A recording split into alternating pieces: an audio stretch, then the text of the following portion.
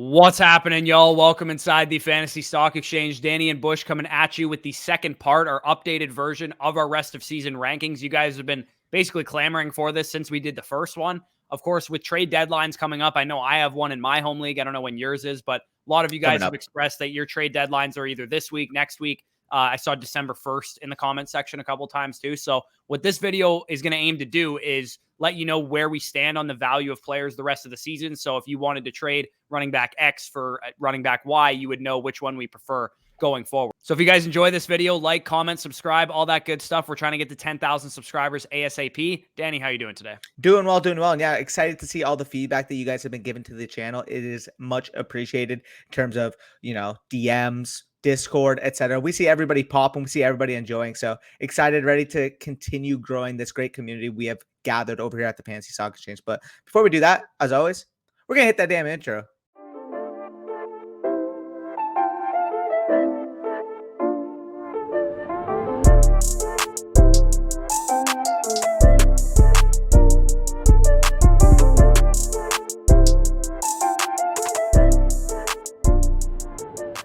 All right, so let's start off with the first position of the video, and we can start out with quarterbacks, but I'll let you guys obviously see it on the screen, digest it for a second. You got that second? All right, Corey, let's start off with your quarterback rankings. Now they kind of compare to mine as well. Yeah, and I would say for the quarterbacks and tight ends, like there's not a whole lot of changes from the beginning of the first time we did this video, and I think it was like week 6, week 7 to now, because we kind of knew who the quarterbacks that were going to be elite were going into the season. It kind of played out that way, and there's some minor changes here and there. Like for me, the biggest change was that Tom Brady did enter that elite tier with the amount of passing volume that we're seeing. This is a guy, 9 games that he's played, has thrown 4 or more touchdowns in 5 of them, which is an absolutely absurd number. He's throwing 40 pass attempts in every game except for 2 or 1 this year. It's been absolutely insane to see how much he's actually throwing the ball with Lamar Jackson, Josh Allen, Kyler Murray, Patrick Mahomes, Dak Prescott. Again, we knew these guys were going to be elite coming into the year. They have been elite thus far. The order of them has kind of changed. I currently have Lamar Jackson at 1. You have Josh Allen at 1. I have, Josh Allen at 2. You have Lamar at 2. I think we could probably agree that those are the best 2 quarterbacks in fantasy, with the injury news that we've seen out of Kyler Murray, with Dak Prescott and Patrick Mahomes playing with some kind of inconsistencies in terms of their volume in some cases, with Dak Prescott having, Ezekiel Elliott in the run game that he has, and then Mahomes just outright playing bad in some games. Yeah, and you guys can see for me, my QB1 tier is a little bit larger than yours, particularly because in general, I see all these guys as the clear top dogs in fantasy football. I mean, although you do have an Ezekiel kind of chipping away at Dak, I mean, Dak is still quarterback 6 on the year in terms of points per game, despite dealing obviously with that injury where he missed the game against Minnesota. But yeah, the reason why I do have Dak at 4 ahead of Mahomes and Murray is for Murray, obviously he's been dealing with the recent injury issues. I think he'll be fine this week, but again, that's still a case for concern. And obviously for both Mahomes and Murray, the main detractor I have is the fact that they do have a bye week in that closing stretch, in that closing run for you guys to try and clinch your playoff spot. So me personally, you could probably get Dak Prescott plus in exchange for Murray or Mahomes, like, a small flex piece, a receiver, something like that, depth running back. And that's a move I'd be willing to make because, again, it's clear sales for Dak Prescott. Dak Prescott's got a really good schedule remaining and obviously has already dealt with both a bye week and an injury that he has fully recovered on. So I know it's subjective. I know we might get comments. How do you have Dak ahead of Mahomes and Murray? That would be my personal reasoning. And obviously, after those guys, after that clear top 6, I do see a little bit of a tier break. I have Herbert and Hurts. Herbert above Hurts because he's already, in fact, had his bye week. And then closing out my list, we do have the volume passers with Matthew Stafford and Joe Burrow closing it off. Yeah, the one other thing I would mention is that I think you could make the argument that Lamar and Josh Allen could be belonging in their own tier at the top, just because when you look at Brady, Murray, Mahomes, Prescott, Herbert, some of these guys, I think the simple fact is that those top 2 guys account for more of their offense than the rest of those guys, because Tom Brady has Leonard Fournette, who's going to take touchdowns here and there. Kyler Murray has James Conner, who's going to score touchdowns here and there. Dak Prescott, of course, has Ezekiel Elliott. Justin Herbert has Austin Eckler, and even Patrick Mahomes. They've been using Darrell Williams on the goal line more than they usually do. And they haven't been, like we saw it early in the season, they draw up all these bullshit like shovel passes for Patrick Mahomes to pad his passing touchdown stats, and we haven't seen that in recent weeks. So again, all these guys are elite. Again, you did talk about Joe Burrow, Matthew Stafford as some of the guys at the bottom of the list. Again, probably the biggest change for me was the fact that I have Joe Burrow at 8 now, when he was, I think, at like 12 or 11 the first time that we did this. He's surpassed Jalen Hurts, Matthew Stafford, Aaron Rodgers, Russell Wilson, those guys for me, because I mean, there's a streak. I believe he has more 2 touchdown or 3 touchdown games than any other quarterback in the NFL right now. He's simply, they're passing at a much higher rate than they were early in the season. The first couple of games, we saw the Bengals really commit to the run, really commit to Joe Mixon.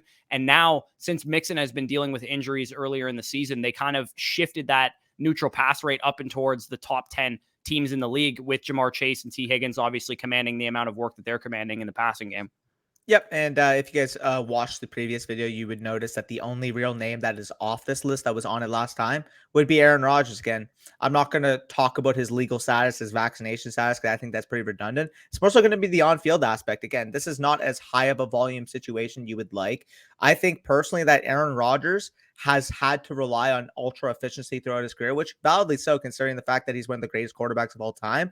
But when you compare other good, efficient quarterbacks like Burrow and Stafford, who are in fact receiving that extra volume uptick compared to Rodgers, that's a considering factor. And also to note that missing Aaron Jones, his top receiving running back, is going to be an issue. Well, I mean, Aaron Jones is the second most talented receiver on that team. So missing that and having to only rely on Adams, as good, as much of a superstar as he is going to knock him closer to that, 12, 13 area, as opposed to the top 10 that he was last installment.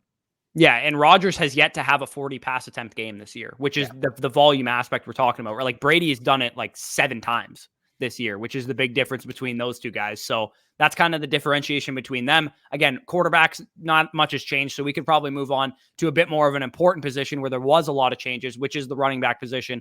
And I think the first time we did this, who was our running back one? Was Christian McCaffrey. It was Christian McCaffrey, because it was right before his injury he was on IR for like 3 weeks, and then he was coming off of IR when we recorded the first one. So we were like, okay, Christian McCaffrey's back. He's going to be back on the field. And then, of course, he re-aggravated his injury, I think later the day that we recorded it, and was out for another couple of weeks. But, it's a few weeks later, and Christian McCaffrey is still our running back one rest of the season. I mean, what can you say about what Christian McCaffrey did in his first couple of games back? This guy literally scored over 20 half PPR fantasy points without scoring a touchdown last week. And it's hilarious because, again, if you guys play DraftKings, you play FanDuel, you play DFS for that matter, I was able to get Christian McCaffrey in a contest at 6.5% ownership. And if he does not get vultured by Cam Newton 2 separate times, I'm cashing at least 1.5. I believe it was about 1.7 I would have made on this past week's slate. So it just kind of goes to show, I mean, like, this guy is still phenomenal even without those touchdowns. Put up almost 22 half PPR points, which no other running back, I don't care what your name is, heck, even a prime Adrian Peterson, no other running back we have seen in fantasy in quite a while has been able to do that type of feat. I mean, this guy is absolutely special. You mentioned it in league winning shows in the past.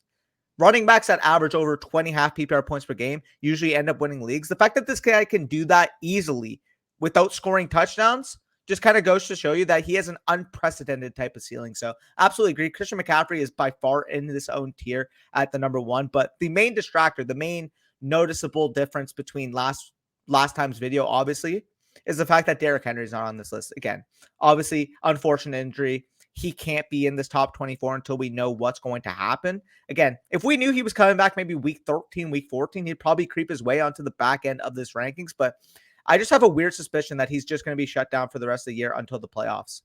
Yeah, which is smart, right? From a real football perspective, they don't give a shit about our fantasy teams. They're not like, oh, we need Derrick Henry back for the fantasy playoffs. Like, no, they care about winning the actual playoffs. So if Derrick Henry needs 7 weeks still or whatever to get back to full strength for the actual playoff run that Tennessee is probably going to try and go on, hopefully they can get Julio back by then, and A.J. Brown, Ryan Tannehill can hold down the fort until then. But that's probably what they're thinking. And for that reason, I'm not even going to rank Derrick Henry right now, because I just don't think he's going to be back. And if you guys have Derrick Henry and people are under the impression that he's going to be back for the fantasy championship or back for the fantasy playoffs, I would probably just sell him, because I'm not optimistic that he's going to be back in time. The initial timeline was 6 to 8 weeks or whatever. That would put him right on the precipice of the fantasy playoffs. And I think they're going to be more so cautious with Derrick Henry rather than rush him back, because there's really no point in bringing him back for week 16 to 18 of the regular season. Yeah, no, I fully agree with that. Derrick Henry, obviously a big follower. The biggest riser, though, by far, you guys can see it at the top of the list. We got a lot of comments on you guys. You guys were absolutely pissed off that we had Jonathan Taylor ranked so low in our last installment, 12th overall by both of us. We're not sleeping on him anymore. He is going to be number 2 rest of the season. Listen, this is unprecedented volume in terms of what we expected. We expected Nyheim Hines to be a factor. He has not been a factor. We are seeing Jonathan Taylor enter that elite status. He's probably the best pure rusher in the NFL right now, and he's getting the receiving work. We're looking at the 2021 version of what Dalvin Cook was last year, which was ultimately a league winner. Yeah, exactly. That was the blueprint for Jonathan Taylor coming into the season. I talked about it in the league winner article. And when I touted Jonathan Taylor as my running back league winner for the year after Cam Akers went down, I was like, okay, so Jonathan Taylor is a league winner for a couple simple reasons. We have an elite running back with elite breakaway ability who's going to get all of his team's goal line work, going to get the bulk of the carries running behind a top, 2 offensive line in the NFL. Now, once the offensive line injuries crept up, once Carson Wentz started to get injured, then we got a little bit murky around draft time when Jonathan Taylor was actually selected. So you probably got Jonathan Taylor in the second round of your drafts, which at this point was an absolute steal because this is probably the 101 or 102 next year when we do fantasy drafts again. Yeah, I mean, it's pretty remarkable when you think about it. He's at currently about 3.5 targets per game. If you were to tell me going into this year that through the first 10 weeks of the season, this guy would have 35 targets, I wouldn't believe you. I'd be more under the assumption that 35 to 40 targets what he got in a 16 game pace. The fact that he's already doing that is remarkable. So you're getting that receiving work comparatively to last year. And obviously we know once this guy gets any type of receiving work, he is going to be ultra efficient on it. 29 receptions, 303 receiving yards in the receiving game, in conjunction with being, as I mentioned, the best pure rusher in the league right now, 5.9 yards per touch or yards per carry, and obviously 9 touchdowns already in the first 10 games of the year. He is just an absolute horse. So off of Jonathan Taylor, we know how good he is. Then we get into the range for me, rest of the tier being Alvin Kamara and Dalvin Cook. For you, the rest of the tier being Alvin Kamara and Dalvin Cook with another addition that is rookie Najee Harris. So overall, I agree. Alvin Kamara, Dalvin Cook, we kind of know what they are in fantasy. Obviously, with Alvin Kamara having the insane receiving volume upside, especially with the obviously that offense missing Michael Thomas. And then in terms of Dalvin Cook, I mentioned Jonathan Taylor is this year's Dalvin Cook. Well, Dalvin Cook still exists, and Dalvin Cook still gets a shit ton of volume. Yeah, Dalvin Cook would probably be 2 if it wasn't for this legal situation for me.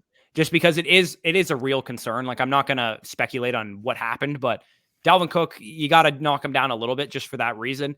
And also by the fact that Alvin Kamara also could be number 2 on this list if they didn't trade for Mark Ingram, because before the Mark Ingram trade and before the Jameis Winston injury as well, this was a guy that was seeing 23, 24 opportunities per game, getting a lot more carries than we're used to seeing out of Alvin Kamara. And that definitely shifted once they traded for Mark Ingram. They knocked Alvin Kamara down back to what he's traditionally been, which is like a 65, 70% snap share running back, as opposed to the 80, 90% guy that he was for most of this season, which was completely unprecedented. We haven't really seen that out of Alvin Kamara outside of those couple games that Mark Ingram missed a couple years ago. So Alvin Kamara, yeah, Dalvin Cook, we know what they are. Najee Harris, I have him in this tier because the volume dictates he should be. That's really all it comes down to. Najee Harris is averaging 3.8 yards a carry right now. I could care less because the receiving volume is what's important with Najee Harris. This is a guy that ranks top 3 in the NFL right now in targets at the running back position. He has a quarterback like Big Ben, who I compared to the Saquon Barkley rookie year with Najee Harris going into the year. I was like, what if Big Ben is going to pepper Najee Harris the way that Eli peppered Saquon Barkley going into his rookie season? That's exactly the kind of blueprint that we've seen out of Najee Harris. The rushing touchdowns volume is there. Obviously, he gets all of those in the Steelers offense. He gets all the rushing attempts. He gets all the receiving volume. He just gets everything. So it's hard to not rank him this high. And he obviously is very talented. He's just not quite as efficient on the ground as you'd like to see him be to be that RB1 overall in fantasy. The only concern I kind of have, and why he's not in that second tier for me personally, is the fact that, again, he's still going to be a really involved receiver out of the backfield, but we have seen the targets kind of take a slight decrease since the bye week. So I'm not sure, maybe they shifted their offensive philosophy. For those Steelers fans, please comment down below. But that, and combined with the fact that this is objectively the worst offense thus far on this list, is as to why I have him. Now, he's still going to be the top of the next tier. He's still going to be a phenomenal option. If you pick this guy in the second round of your drafts, obviously you're paid off to the highest degree. But either way, I have a little bit of concerns. He's not going to score a lot of touchdowns. And if the receiving work is taking the slight downtick from obviously the 6.5 target per game clip he's at thus far to, maybe he drops to 4.5, 5. I have enough concerns in this offense to have him a tier below those other guys. Yeah, I definitely don't disagree. I think those are fair concerns. So moving on to the next tier of running backs, I have Austin Eckler, Saquon Barkley, Ezekiel Elliott, DeAndre Swift. You also have Joe Mixon in that tier, and we also have a different ordering of some of these guys. I personally just can't put Joe Mixon there because we have seen a little bit of a downtick in his receiving workload. They have given the 2-minute drill, long down and distance work to Samaje Perine since Joe Mixon's injury in like week 3, week 4, whenever he suffered it. So when we started the season, Joe Mixon was getting the Najee Harris workload. He was getting everything from this backfield, and he absolutely would be in this tier for me if that was the case. But I can't put him there now, knowing that he is not quite getting the receiving workload and the 2-minute drill and long down and distance work that I wanted to see, because the Bengals have been in very great game scripts the past couple of weeks against teams like the Lions and Jets and stuff like that.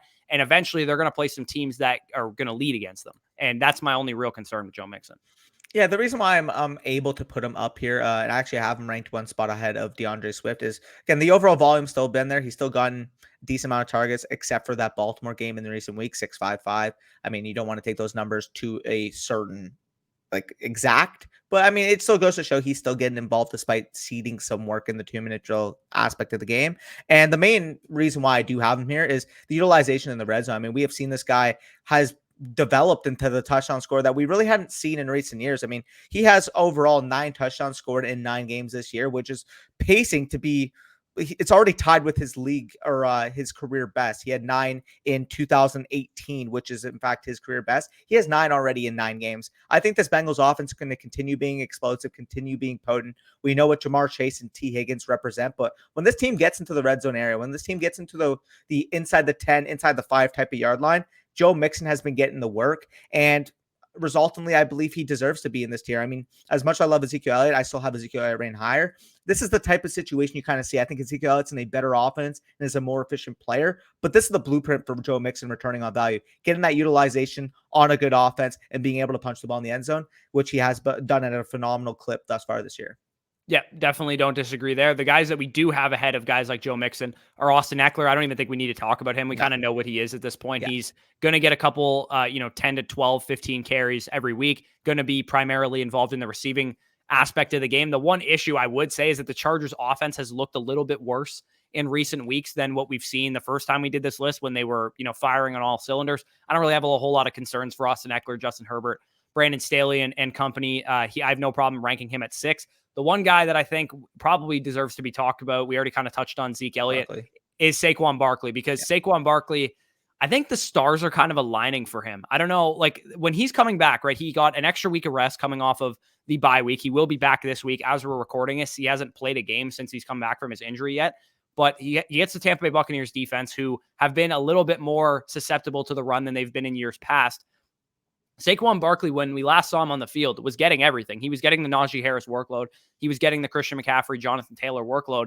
And if he's fully rested, if he's fully healthy, this offense is getting healthier also around him, with Kenny Golladay coming back, with Kadarius Toney back healthy. Sterling Shepard should be coming back soon. I saw on Twitter earlier today that their tackles are starting to get healthy, with Andrew Thomas, Matt Pert, and Nate Solder and some of the other guys involved. If this offense can get healthy at the right time, I think that Barkley's biggest concern to this point in his career was he plays for a bad offense. This offense might actually be pretty good down the stretch of the season.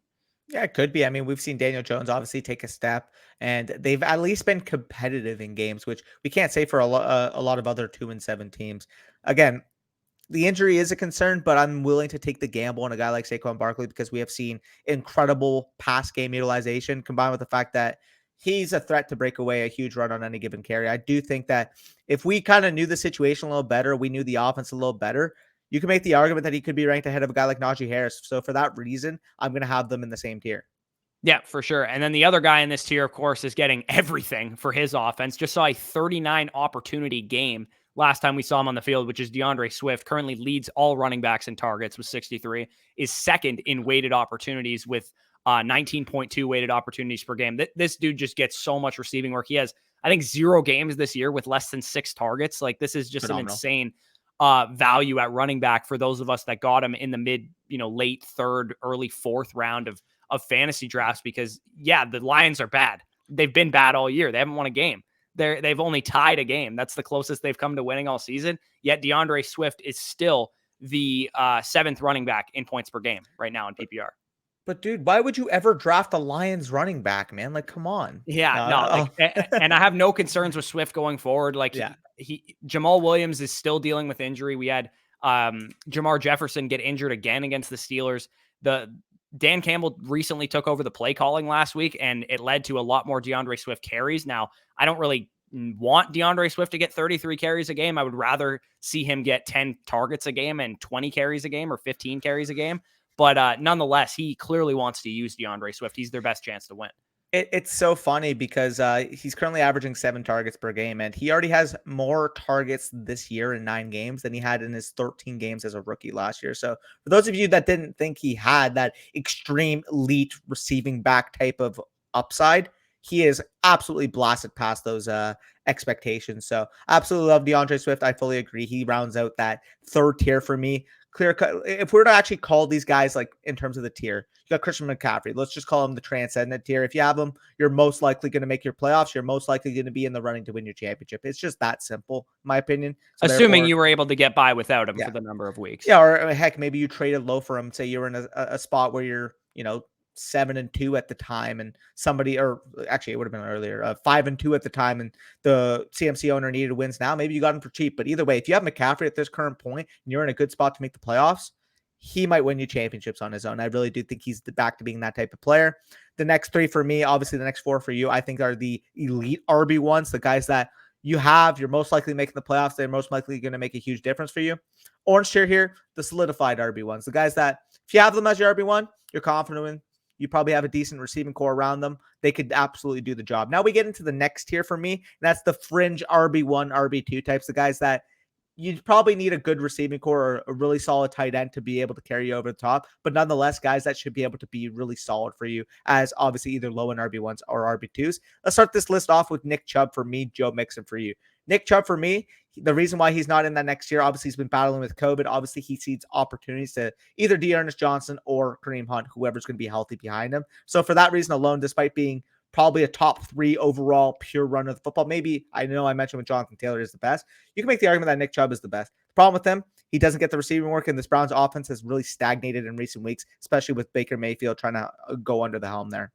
Yeah, and Baker's been dealing with injuries left, right, and center himself too. So Nick Chubb, you can make the argument that we have him too high, I think, at 11, because this is a 50% snap share running back when Kareem Hunt is on the field. And even when Kareem Hunt's not on the field, they're using D'Ernest Johnson in that role. And it's a slap in the face too, because we saw D'Ernest Johnson last week get an 88% snap share and 95% of the Browns' opportunities of their backfield. Like, why have we never seen Nick Chubb get a workload like that? Because I firmly believe if we saw Nick Chubb get a workload like that, not only could he handle it, he might be the best running back in fantasy if that were to happen. So that it just kind of bothers me that we've never seen Nick Chubb in that kind of role, but nonetheless, he's still a back end RB1. He's still a guy that you can rely on as preferably your RB2 on your team, but a guy that should be still a guy that obviously breaks off big plays, scores in the red zone, things of that nature, gets 20 carries a game.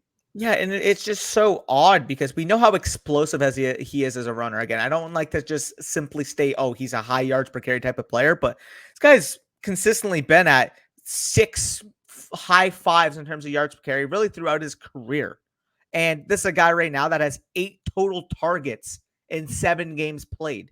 Like, and if you're playing in any type of PPR format, that's just not going to be able to get it done. He sees the opportunities, obviously 50% snap share type of guy, doesn't get receiving work. And if this Browns offense is struggling, he needs touchdowns to get back up to that status as a fringe RB1. If this Browns offense not scoring points, how is Nick Chubb going to return on value? So again, I agree. RB11 out of sheer respect for the ability of this guy. But if you're currently owning Nick Chubb, I bet you could probably get more than RB11 type of value for him, especially if he has another week looking like Nick Chubb this week. Maybe he goes for 130 yards and 2 touchdowns. You can sell him high, but this is not really a guy I want to have on my roster because I know, I can get a DeAndre Swift plus for him. I can get a Joe Mixon plus for him. I can get somebody in that type of area for a guy like Nick Chubb, who I'd prefer straight up. Yeah. And then the other guys that we have in this tier, we do have Aaron Jones. You have him at 12. I am at 13. Obviously, if he wasn't dealing with an injury, he'd be ahead of Nick Chubb for me and also ahead of Joe Mixon for me at 10. So if, obviously, we also has his bye week too. So he'll be back presumably in week 14 after his bye and the 2 games that we expect him to miss with his injury. So you're getting Aaron Jones really for the, for the final 4 games of the season. If you're a 9-1 team, a 10-0 team, an 8-2 team, 7-3 team, go out and send offers for Aaron Jones if the Aaron Jones owner is not in a position to make the playoffs or is competing for a playoff spot right now, because they might be looking to sell him because they can't use him in the playoffs once they get there or something like that. So he's a guy obviously would be a little bit higher if he was healthy. David Montgomery, I actually have at 12. I have him a bit higher than you because David Montgomery, last time we saw him on the field, he was looking every bit as good of a pure running back and efficiency wise as guys like Ezekiel Elliott, Nick Chubb, and Joe Mixon when he was on the field. And his backfield usage is similar to those guys. And not only that, but Justin Fields is starting to look competent behind center. He's not looking like a rookie who's in over his head anymore. And if Justin Fields can pick up his play down the stretch and start to move this offense a little bit more, then David Montgomery also being on the field is a huge, part of that because he is a part of the engine of that offense. But if Justin Fields is creating more scoring opportunities, that's beneficial for everybody involved, and especially David Montgomery. Yeah, no, I agree with Montgomery. Although I have him a little bit lower, it doesn't take away the fact that he is going to be a solidified RB2 for me. At rounding out my tier, I know you mentioned Nick Chubb and Aaron Jones. I do have James Robinson there, and this is simply a version of Nick Chubb that gets receiving work, but is on a worse offense, in my opinion, because he's been ultra efficient on the ground. I have to give him credit. I wasn't the biggest James Robinson fan coming into the year, but he has looked phenomenal on the ground despite playing for what's been a putrid Jags offense. Been ultra efficient, breakaway long runs. I mean, in general, James Robinson has shown that he is a much better player there than I anticipated. So I'll give him his respect. Again, is this a guy I want to be my RB1? Absolutely not. If you can get James Robinson as your RB2, though, I think you're going to be locked and loaded, especially going into the fantasy playoffs. Right. Like in our listener league, I have Dalvin Cook as my RB1 and James Robinson as my RB2, and I have a pretty solid receiving core. I have, Justin Herbert and a 6-point per passing touchdown. So my team rounds out with a guy like James Robinson, but he's not necessarily the guy that you want to anchor your RB core unless you just have Kupp, Adams, Tyreek as your wide receivers or something. Yeah, absolutely. So let's quickly round this off. We've been kind of going on for a little bit long. These are like the solidified RB2s with the blue tier, and the red tier is going to be the low end RB2. So David Montgomery, Fournette, James Conner, Darrell Henderson for me as the RB2s. Quick thing, you already mentioned Montgomery with Leonard Fournette. Obviously, we know what's going to be involved there. This is an extremely potent offense. He has shown to be the lead back there. The only really concerns you have there, obviously, is they are so pass heavy, especially when they get into the scoring areas, that maybe Leonard Fournette isn't going to be a Joe Mixon type of guy once he's like a better version of what Zach Moss presents because he has a bigger workload in his offense. The offense is a little bit better, creates a little bit more scoring opportunities, and he's a little bit more of a feature part of it. But at the same time, the point of the Bucs offense is to pass the ball. It's to get it to Evans, to Brown, to Godwin. They use Leonard Fournette as a complement to their offense, not necessarily as the engine of the offense, like you could say for a guy like Alvin Kamara, Dalvin Cook, Jonathan Taylor. Yeah, no, definitely. And again, unless you went full wide receiver heavy at the beginning of your draft and you ended up with, guys like James Robinson, Leonard Fournette at the back end of your drafts, this is not a guy you're going to want as your RB1, but he should be a locked and loaded RB2, top 15 type rest of the year. I really do think so. Moving on to the next name, James Conner, for these next couple of weeks, especially with Chase Edmonds out, you can make the argument he's probably an RB1. Top 12 type of running back. But obviously, once Chase Edmonds comes back, we do expect him to see opportunities in the receiving game. So he's going to be a super, super touchdown reliant type of RB2, which isn't bad. I mean, you got an Arizona Cardinals team that's going to be able to score at will. But the problem that I do have here is relying on a guy like that when you still have, obviously, once Kyler Murray is fully healthy, him taking away opportunities in that area. I mean, we have seen Kyler Murray be one of the most involved red zone rushers in the NFL every time he touches the field. It gives me enough concern to rank him below guys like Fournette, Montgomery, James Robinson, who we kind of know have a monopoly on their team's opportunities once they run the ball into that area. Yeah, and then Darrell Henderson is basically the exact same as James Conner. He's a feature back and a great offense, and same with Leonard Fournette, too. They're all kind of cut from the same cloth, so there's no kind of discrepancies there. And then quickly on these last couple guys, Antonio Gibson, we did see him get back to his full usage from what we saw beginning of the season, so I think you could make the argument that if what we got out of Gibson last week is what we get for the rest of the season, then he's in the Leonard Fournette, James Conner, James Robinson, that kind of tier. But I'm still a little hesitant, obviously, because of the shin injury, which is why he's a tier below those guys. Elijah Mitchell, he just plays for San Francisco, and he also broke his finger too. So that's also partially why he's down here. He has a little bit more concerns than some of the guys in the blue tier. And then Michael Carter, rookie running back in a bad offense. He is, getting a good workload of his offense and is getting good receiving work. But does that come to an end when Zach Wilson is the quarterback? Does the offense get worse when Zach Wilson is the quarterback? We don't really know quite yet. So he's only kind of like a back-end RB2 at this point. Yeah, and I'll quickly say I have Cordero Patterson ranking out my top 20. And I have him at 21, so he's right behind Carter for me. And obviously, the reason why Patterson won't be higher than that for me is obviously the ankle injury, the ankle sprain. Although he's fully expected to miss this game. You guys are watching this probably on the Friday. We're recording this on the Thursday. So if he ended up playing on Thursday Night Football, take that with a grain of salt. But when we're recording this, we're under the impression that he's doubtful for this game. And with an ankle sprain, are we really confident he's going to be available next week as well? Like, genuinely speaking, like an ankle sprain usually takes about 2 to 3 weeks to fully recover from. Again, he's probably going to play next week if I were to take a guess, but even if, he might be limited, he might not be the full Cordero Patterson we were seeing at the beginning of the year. And as a result, he goes from probably a middle to high end RB2 to barely cracking this top 20 for us. So either way, you guys want to comment in the comment section, oh, I have Cordero Patterson, he's been phenomenal this year. Do so. The ankle injury is enough for me to rank him down to 20. Right. And there's probably a couple other guys, Josh Jacobs, Yeah. Miles Sanders, Clyde Yeah. Edwards-Helaire, a couple guys that would also fit into this back end RB2 type of conversation as well. But let's get off of running backs. Let's move on to wide receivers, because we did spend a lot of time on running backs, but it's the most important position in fantasy. So I understand why we did that. Before we get to wide receivers, though, a word from our sponsor over at Manscaped. Make sure you get your boys trimmed up this holiday season. This holiday season, equip yourself or a loved one with the premier men's groom product available on the market. Manscaped is the ultimate gift, and they are here to change the men's grooming game for good. Manscaped products such as the Performance Package 4.0 will be sure to leave the men in your life excited this holiday season. This hygiene bundle includes the Lawnmower 4.0, Weed Whacker, Boxers, Travel Kit, and liquid formulations. The new Lawnmower 4.0 trimmer is waterproof with advanced skin-safe technology to reduce nicks and cuts, something your jingle bells will most definitely appreciate. This is the premier men's grooming trimmer available on the market. Heck, you want to do it in the dark, you want to do it in the shower? Well, go ahead, because it actually has a built-in LED light to be able to take care of your members downstairs. In addition to the fantastic Lawnmower 4.0, you're also getting the Weed Whacker ear and nose hair trimmer, which can help you whack those gross, unwanted hairs in your ears and nose. This product also has, again, the proprietary skin-safe technology to help prevent nicks, snags, and tugs when you're taking care of your business. The Performance Package also includes Crop Preserver Ball Deodorant to protect against chafing, as well as their Crop Reviver Ball Toner to keep your boys fresh at all times. On top of everything, they've even thrown in the Shed Travel Bag to carry your goods and Manscaped Anti-Shaving Boxer Briefs to hold the entire package together. Again, get 20% off plus free shipping if you use promo code BUSH at checkout over at manscaped.com. During the winter, you may be spending more time inside with your balls. May as well make them look beautiful. Promo code BUSH will get you 20% off as well as free shipping, but we're not actually done with the great news this holiday season. With Black Friday coming up, be sure to give the ultimate gift to your manlies, a clean, hygienic look that is completely unmatched on the market currently.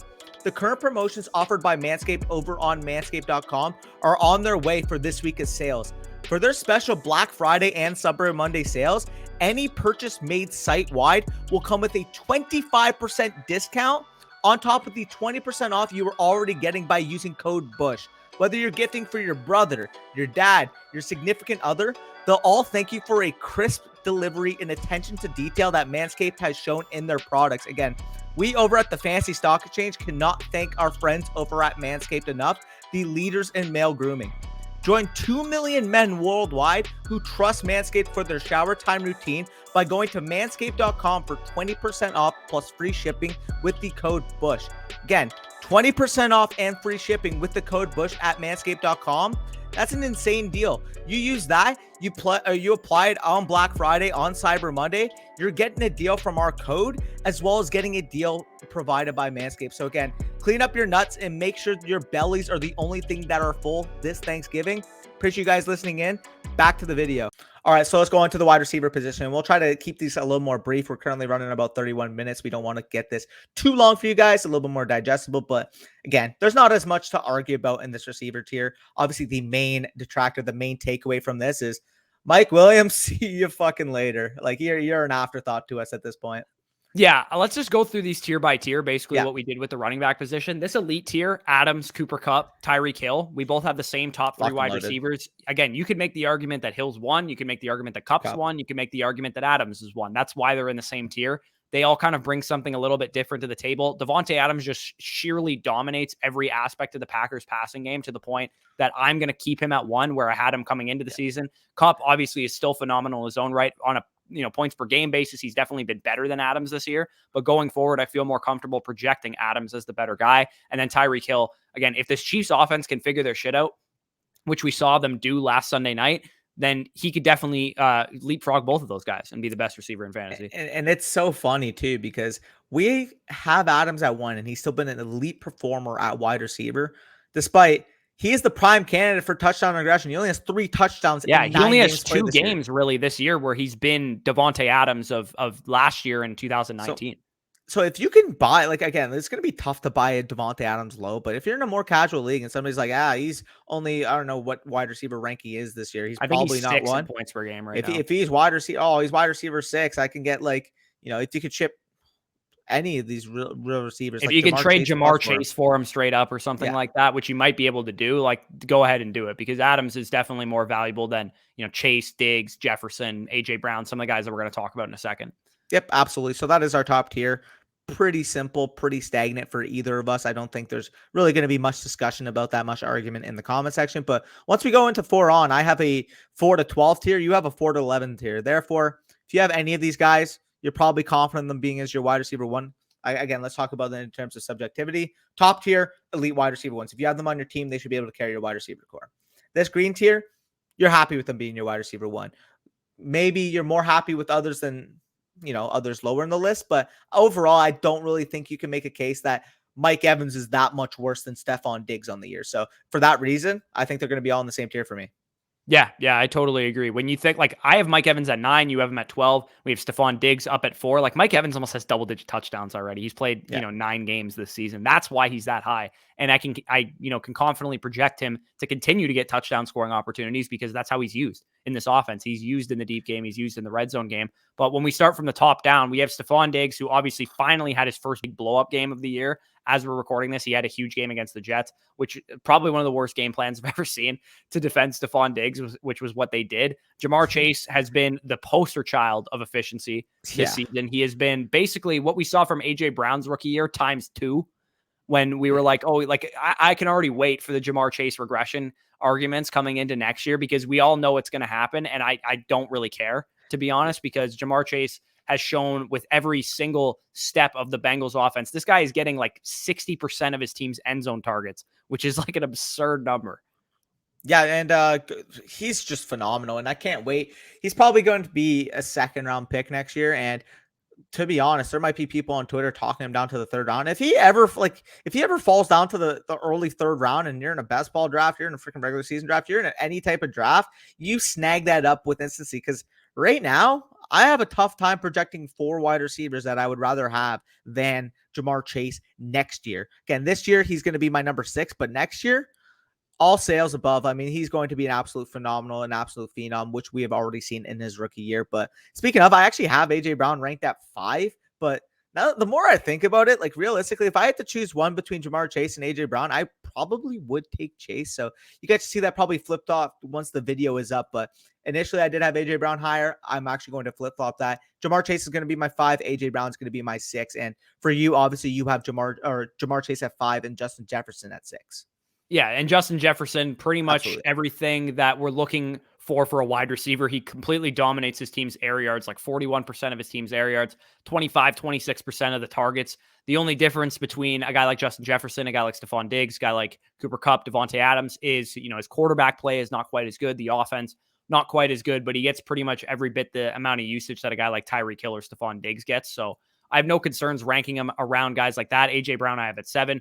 DK Metcalf, now that Russell Wilson is back, definitely gets a huge uptick in terms of his efficiency, because he's been a guy that has feasted off efficiency. And he wasn't bad when Russell Wilson is out, but if Russell Wilson can come back and play really good football towards the end of the year, I could see DK Metcalf being like a league-winning caliber wide receiver, because we know on any given play, on any given game, he can take an 82-yard touchdown over Marshawn Lattimore's head to the house. Like, he can do that on any given game, any given play. So DK Metcalf being at 8, you could make the argument that he could be at 4. You could make the argument that he could be at 12. Like, that's what this kind of whole tier is about, is because all these guys, and same goes for CeeDee Lamb and Deebo Samuel, both of those guys been great all year. Debo Samuel, it might even be disrespectful for the fact that I have him at Honestly. 11 and you have him at 10 because he has been as every bit a top 5 receiver this year. He has a 34% target share, which is only behind Devontae Adams. He has a better target share than Cooper Kupp and Tyreek Hill this year. Yeah, no, I fully agree. It hurt putting Samuel at 10, but man, this wide receiver area, this wide receiver tier is so abundant of talent. And going back on CeeDee Lamb, you mentioned his name. Reason again, you can make the argument like CeeDee Lamb and Justin Jefferson have basically been the exact same player this year, to be honest. So again, I'll still slightly lean Jefferson, but CeeDee Lamb has met all of our expectations we had coming into the year. I know you had him as one of your potential league winners, obviously at the beginning of the third round. I think he has lived up to it. He looks phenomenal. He is as good as Amari Cooper is, the number one weapon right now in this Dallas Cowboys passing offense, which for that reason, he's going to be high. I mean, that Cowboys passing offense, that Cowboys offense as a whole is currently leading the league in scoring at over 31 points per game. So I'm excited. I'm ready to roll, especially being a Cowboys fan. You guys might say, oh, CeeDee Lamb, the Cowboys fan. No, he's been that good, that spectacular, over 85 yards per game, give or take, and has obviously 6 touchdowns in the 9 games he's played. Obviously, one being without Dak. So I'm excited. Let's go on to the next guys because you guys probably want to hear the next tier, the tier after that. So either way, Green, wide receiver ones. Let's get into the wide receiver 2, low end wide receiver 1 type of range. And it's going to start off for both of us with DeAndre Hopkins, which is weird. Yeah, it's really strange because I think we had DeAndre Hopkins up in the top 5, top 6 the first time we did this. And with DeAndre Hopkins, you're getting so many issues right now with him. Like, not only one is he injured, which is its own separate issue, but when he was on the field, this was a guy that was only commanding like a 22% target share, which with DeAndre Hopkins, we're used to seeing, whether he was in Houston or 30%. Arizona last year, we're used to seeing close to 30%, if not more than 30%. So the fact that he is ceding work to AJ Green, Rondale Moore, and Christian Kirk and Zach Ertz and some of the guys in his offense is not something that we're used to seeing. Even when Kyler is back and Hopkins is back, which according to reports right now, it doesn't sound optimistic that Hopkins is even going to play this week. If he's back in week 12, DeAndre Hopkins to me is more so a boomer bust wide receiver 1, high end wide receiver 2, like we've seen pretty much from him all season, because he's been pretty feast or famine the entire year. Yep, absolutely. And a guy that I forgot to mention in the previous tier, but it's okay because you actually have him in this tier like after, is Keenan Allen. I currently have him as 11 and a part of that second tier. You have him as 12 and the start of the third tier. Now with Keenan Allen, we kind of know what he represents. He is an absolute target hog. I mean, we have seen over double-digit targets in these past few games, which is basically what Keenan Allen's been in these past couple years. He is an absolute machine, an absolute PPR type of god. The problem obviously is going to come with the fact that this Chargers offense hasn't been as strong as it was at the beginning of the year. And Keenan Allen, for his own right, only has 2 touchdowns on the year, which, as much as I love him, as much as I love the player, isn't going to cut it when you're ranking him amongst this elite group. Right. And his red zone targets and some of the usage that he's seen down there has been among the best 10 receivers in the league. He's just not quite getting there in terms of an efficiency perspective. And like I said, this Chargers offense is probably due for a bit of positive regression in the efficiency category because they haven't been quite as good as they were, last time we saw it, like in that Browns game where they were putting up 45 points or whatever. So hopefully they can get back to it. The guys that are closing out this tier, Chris Godwin, Deontay Johnson, Amari Cooper, all target hog wide receiver 1, 1B types in their offense, basically.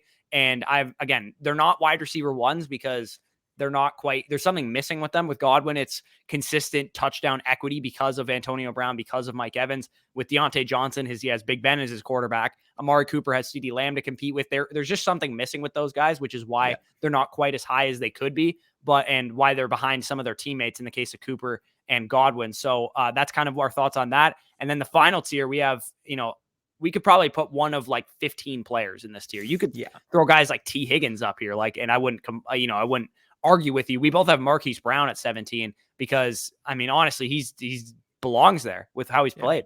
Heck, and I know you mentioned T. Higgins, but you could also make the argument like Devonta Smith is probably deserving of this because of the fact that Dallas Goedert is now officially banged up, and Devonta Smith has taken that absolute next step in these past couple of weeks. But let's get into the guys we actually decided to include. Obviously, you mentioned Marquise Brown. Might feel similar to Debo Samuel, a little disrespectful that he's this low, but 27% target share that we have at wide receiver 17, a 27% target share from Lamar Jackson, who is my quarterback 1 the rest of the year too, is pretty, disrespectful if you look at it. But again, we do have Rashad Bateman that is commanding. He has had 6 targets in every game that he's played thus far and 8 targets in 2 of them. So him plus Mark Andrews, who's obviously a focal point of that offense, especially in the red zone.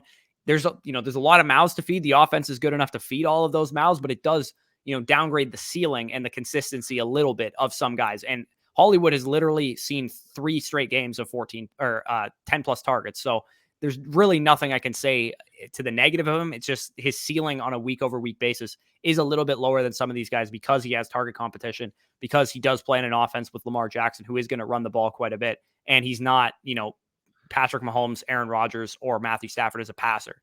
Yeah, no, I agree. And people might argue, why would you have Cooper out of him?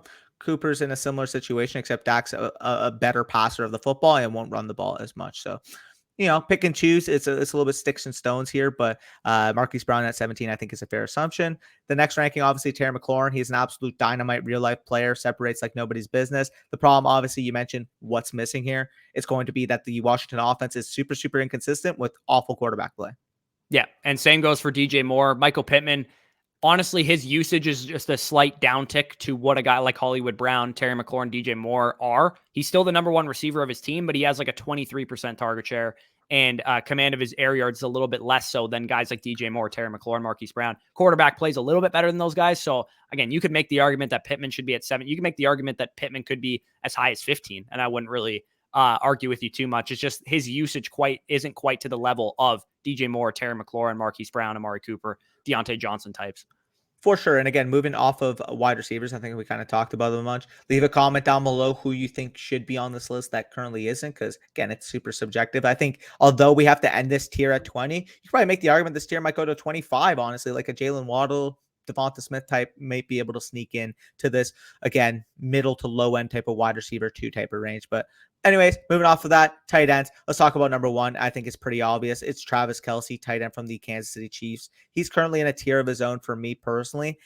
You have another tight end in his tier, but we know what Travis Kelce represents. He's locked and loaded, like 85 to 90 yard per game type of tight end. And this Chiefs offense, if it starts figuring itself out, could look like what it was last year. Obviously, when Travis Kelce was breaking records at the tight end position, I believe he had 1,400 yards and 12 touchdowns. We could see that type of player come out for the rest of the season. So for that reason, he's my number 1. You also have George Kittle in this career, so I'll let you talk about him a little bit. Yeah, I feel like the only time we talk bad about George Kittle is when he's not actually on the field playing, because anytime he's on the field, he's literally just like the best real life tight end in the league. So I can't not put the guy at tight end 2 with what I've seen from him the last 2 games since he's come back from injury, the amount of usage he's seeing, the amount of efficient plays that he makes. The only really underlying concern is, do the 49ers decide to make a shift at some point to put Trey Lance in as the starting quarterback? Or is that a looming thing that we got to worry about with George Kittle? Or is Jimmy G going to get the rest of the season, or at least the rest of the fantasy season, to be able to play quarterback for this team? And if that happens, if Jimmy G is the quarterback the rest of the year, I have no problem ranking George Kittle inside the same tier as Travis Kelce. The only concern I have really is, do we have a rookie quarterback for the, the playoffs or something like that? Fantasy playoffs. It definitely could be a concern, and that's the reason why I have Kittle in kind of his own tier after Kelce, as you guys can see on the screen. I have Kelce at number 1, so Kelce is like up here. Then I have Kittle at number 2, probably here. And then I have the rest of the group from 3 to 7. So absolutely love Kittle. We know what he is, dynamic after the catch. Obviously, this offense has been phenomenal. And the biggest thing here is we know how this offense is going to work. There are 3 main pieces in the receiving game that are going to get their targets, all over 20% target share, being George Kittle, Deebo Samuel, Brandon Ayuk in recent weeks. That's how it's going to do. That's going to be the hierarchy. I'd say at this point, you'd probably have to give the respect to Deebo that he is the number 1 in this offense, but Kittle's as close to a number 2 at the tight end position as you can see outside of maybe Hill and Kelce. Yeah, I definitely don't disagree there. Moving on to the next tier of tight ends. Again, we kind of know who the names are. Darren Waller, Kyle Pitts, Mark Andrews. Maybe TJ Hawkinson fits in that tier for you. Maybe Mike Gesicki fits in that tier. You have him in that tier. I personally think you could make the argument that it's just Waller, Pitts, and Andrews in this next tier, and then Hawkinson might be in a tier of his own with Gesicki. I could say potentially that, but Darren Waller hasn't been as good as he was last year. There's no sugarcoating it. He just hasn't gotten the volume like we've seen from him, even in week 1 when we saw him come out and get like 19 targets, especially since John Gruden resigned. They haven't used him quite as much as a feature part of the offense as we'd like to see with Darren Waller. Last year, he was averaging 3 to 4 points more per game than he's averaging this year. He's equivalent to about a Christian Kirk level wide receiver. If he was playing wide receiver last year, he was equivalent to about a Chris Godwin, Mike Evans level wide receiver. So he was a lot more valuable on a points per game basis last year than he was this year. And for that reason, I think I have to move him, a tier below Kittle, Kelsey. And I think you could even make the argument that guys like Kyle Pitts, Mark Andrews could be even ahead of him. Yep. No, I agree. I mean, Waller just has not been uh, as efficient, as potent as he was, especially after what we saw in the first week of the season. The first week of the season where he had 19 targets, we thought he could legitimately be the tight end one. We just haven't really seen that come to fruition. After him, obviously, Kyle Pitts, Mark Andrews. I mean, Kyle Pitts, we know at this point, I think we've talked about it. If Ridley was on the field playing, Kyle Pitts would probably be my tight end too. Yeah, no, and I fully agree. It's just the fact is he's used as a wide receiver. We've seen the target share, the yard share that he has currently been able to accumulate. It's just the fact is it's a rookie tight end playing wide receiver against teams' top cornerback options thus far, which for a wide receiver would be a tough thing to do. But for a rookie tight end to be getting as much attention from Gilmore defenses, and Lattimore and back-to-back weeks. it's just absurd. So for that reason alone, again, I think he's a talented enough player to be able to eventually break that. But those concerns alone are enough to put him at 4 for me. Obviously, Mark Andrews, we mentioned it with Hollywood Brown. Rashad Bateman's presence is enough for me to have him below a Pitts and a Waller. And then TJ Hawkinson, if that Detroit offense doesn't click, again, the utilization is there, the target share is there, absolutely is a phenomenal real life player, but the touchdown opportunities may not be there if this Detroit offense is going to look as abysmal as it has been. Yeah, and like now as we're talking about this, I'm actually going to move Hawkinson out of this tier because I don't think you can make an argument that he belongs in the same tier as Waller, Pitts, and Andrews to me. I think he is probably in the Gesicki, Noah Fant range, where I see him at least, because like TJ Hawkinson, Mike Gesicki, Noah Fant, they're all kind of dealing with bad quarterback play, but they're all getting elite usage. So they're all kind of cut from the same cloth. And like Mike Gesicki, Noah Fant, these guys are all top 8 in tight end targets. They're top 10 in tight end target share. They're top 10 in red zone targets at their position. They're just not in great offenses. If Noah Fant was on the Kansas City Chiefs, he'd probably be a top 3 tight end. If Mike Gesicki was on a different team, he might be a top 3 tight end. It's just the offense that they play and is holding them back. Yeah, and I fully agree there, and that I actually do agree with that because, quite frankly, what is the main difference between Hawkinson and Gesicki right now? There isn't much, and you mentioned it with TJ Hawkinson, but I'll quickly talk on Gesicki. And to me, Gesicki looks like the new version of what we saw from Zach Ertz for years. I mean, you're expecting, a steady, secure tight end one. Again, I think Ertz at his prime was a better player, was a better fantasy asset, but 70 targets in 10 games, 7 targets per game, was able to produce thus far this year, 44 receptions, 529 yards, and 2 touchdowns. Again, he's not going to have that yards after catch ability because, quite frankly, he doesn't break tackles. I mean, if there's funny Twitter accounts available that will tell you the last time that both Zach Ertz and Mike Gesicki have break a tackle, it's just a super rare occurrence. But the fact that he gets so much utilization, the fact that he's very, very good on the 50-50 ball is enough for me to have him in this middle one, tight end 1 range, which coming into the year, I didn't expect. I thought that Waddle was going to take over that slot role. Gesicki was going to be reduced to, a serviceable back end tight end 2 type, but wasn't going to be nearly involved enough. Well, this is a guy who gets significant snap share, 81%, 79%, 97%, 82% in the past 4 weeks. So for that reason alone, I'll give him his respect. He's going to be my tight end 7. After him, though, it gets into the range where we have to kind of project a little bit. I think Gesicki's the last tight end, and we can say, you know what? I'm confident he'll be a top 10-ish type of tight end rest of the year. After him, though, for me, I like Noah Fant. It's tough for me. He's probably going to end up being in that tier, but I have question marks in terms of his durability, in terms of the quarterback play there, enough for me to rank him below a guy like Gesicki. And then rounding off this list, I mentioned Dan Arnold on the waiver show. He's probably going to be a top 10 tight end for me. He ends up being a top 10 tight end. I mean, 37 targets in the 5 games he's played since joining forces with Trevor Lawrence. He has been this year's kind of Logan Thomas late season type of breakout at the tight end position. Yeah, Logan Thomas, a perfect example of Dan Arnold. And Logan Thomas also should be coming back soon, so he might work his way into this back-end tight end 1 range as well. Gronkowski was a full participant in practice today as we're recording this on Thursday. So if Rob Gronkowski is back, I think I would rather have Gronk than probably even Gesicki as well at like tight end 7 or so rest of season. But again, we still are dealing with the rib injury and things of that nature. So I'm not going to speculate too much. He's tight end 10 for me. And I think he would definitely be tight end 8 at least if I knew he was playing this week and going forward. Yeah, and I'm actually glad you mentioned that because I just realized I did have Hunter Henry ranked higher, but let's be honest here. If we ended up getting the news after that Rob Gronkowski ended up practicing. So if Rob Gronkowski is practicing, I'd Rob rather that. Gronkowski and Hunter Henry both need touchdowns to be very fantasy relevant. The only difference is Rob Gronkowski is catching them from Tom Brady and Hunter Henry's catching them from Mac Jones. Yeah, or as media likes to call him, Baby Brady, even though it's not Yeah. even remotely the same thing because Brady's actually got a howitzer. Yeah, literally. Yeah, basically the way they've been playing. Anyway, For real. that was a long video. I hope you guys Yeah. did enjoy that. I know we don't really post a whole lot of videos that are, 50 something minutes in length anymore because, you guys tend to appreciate the concise content. But if you did enjoy this, if you made it to the end, comment your biggest breakout pick for the rest of the season. Who's going to win leagues? Who's going to be who was the breakout pick last year? Who won leagues? Brandon Ayuk. Yeah, who's going to be the Brandon Ayuk? Who's going to be the Brashad Perriman 2 years ago? I Who's going remember to be that guy that wins people leagues that maybe didn't even make it on these lists that we're talking about? So if you made it to the end of the video, comment a couple that. years ago. Yeah, literally. Like, comment, subscribe if you enjoyed. Peace out, guys. We'll talk to you soon.